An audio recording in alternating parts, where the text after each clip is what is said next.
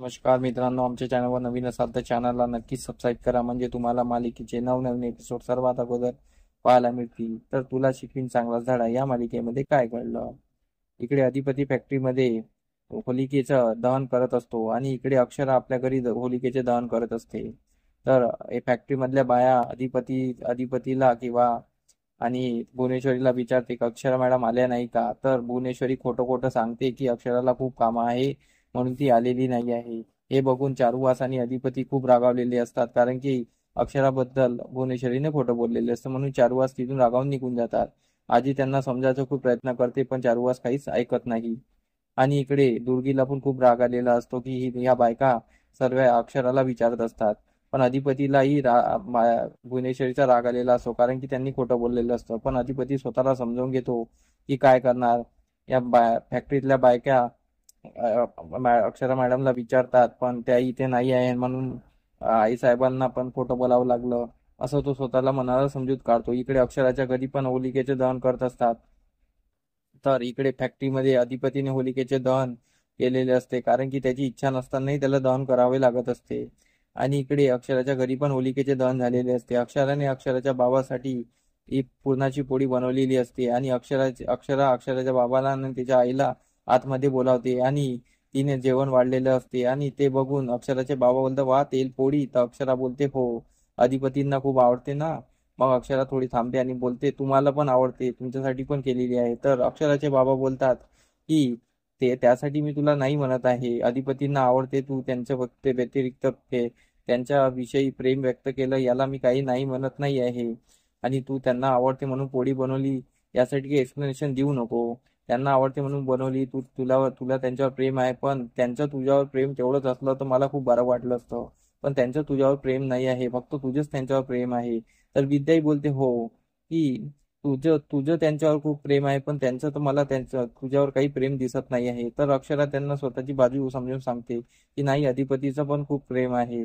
पण अक्षरा बोलते की नाही, अधिपतीच माझ्यावर प्रेम करतात, तुम्हाला माहित नाही, एक दिवस तुम्हाला कळेल, मी अधिपतीला बोलल्यानंतर मी तुम्हाला सांगेल. अक्षरा त्यांची समजूत काढत असते. आणि इकडे अधिपतीला दुसऱ्या दिवशी रंग रंग लावण्यासाठी भुवनेश्वरी घरी आलेली असते.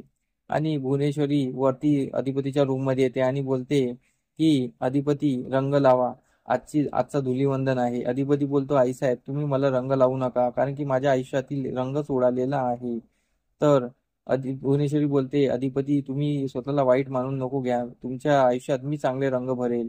आणि ती भुवनेश्वरी जबरदस्तीने दोन बोट तरी रंग लावते. तर अधिपतीला ते आवडलेलं नसतं. इकडे अक्षरा धुलीवंदनच्या दिवशी उठलेली असते. तिने सकाळी आंघोळ वगैरे करून ती तुळशीची पूजा केलेली असते आणि अक्षराला अधिपतीची आठवण येते की अक्षराला की अधिपतीने मला पहिल्यांदा रंग लावला होता आणि त्यांनी मला आज पण रंग लावायला हवा, कारण की आज धुलीवंदन आहे. देवा असं काहीतरी कर की अधिपतीने मला रंग लावायला हवा आणि आमची होळी खूप छान जायला हवी, अशी ती देवाकडे मागणी करत असते. तर तेवढ्यात अक्षराला फुलपगारेचा कॉल येतो.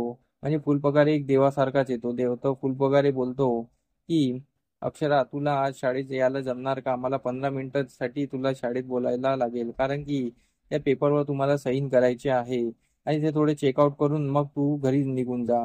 तर अक्षरा बोलते, पण सर एवढं अर्जंट आहे का. तर तर फुलपगारे बोलतो, खूप अर्जंट आहे, कारण की मला ते समोर पोस्ट करायचे आहे. तर अक्षरा बोलते, ठीक आहे मी येते. तर मग त्यानंतर फुलपगारेला ते पिऊन बोलतात की यात अधिपती साहेबांची पण सहीन लागणार आहे. तर मग फुलपगारे बोलतो, हो का. मग तो फुलपगारे अधिपतीला फोन करायला घेतो. इकडे अधिपती घरी असतो आणि तेवढ्यात तिथे ओमक्या आलेला असतो. ओमक्या त्याला रंग लावतच असतो, तेवढ्यात फुलपगारेचा फोन येतो. अधिपती फोन उचलतो. अधिपती फोन उचलल्यानंतर बोलतो, बोला फुलपगारे साहेब.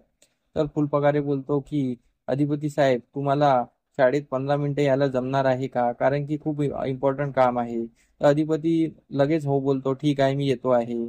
तर मग अधिपती फोन ठेवतो आणि ओमक्याला बोलतो की फुलपाळकारेने आज 15 मिनिटासाठी बोलवलं आहे, म्हणजेच ना मास्तरीबाईचा विषय असेल, मी लवकरच जाऊन येतो. तर ओमक्याला तर खुशी झालेली असते. तर अधिपती इकडे शाळेत जायला निघालेला असतो आणि इकडे अक्षरा पण शाळेत जायला निघालेली असते. आणि आज धुलीवंदनाच्या दिवशी अक्षरा आणि अधिपतीची भेट होणार आहे. आणि भेट झाल्यानंतर अक्षरा आणि अधिपती एकमेकाला रंग सुद्धा लावणार आहे. तर हे खूप रोमांचक घडणार आहे, ते पण फुल पगारीमुळे. तर आमचा एपिसोड कसा आवडला आम्हाला कमेंट करून नक्की सांगा. धन्यवाद.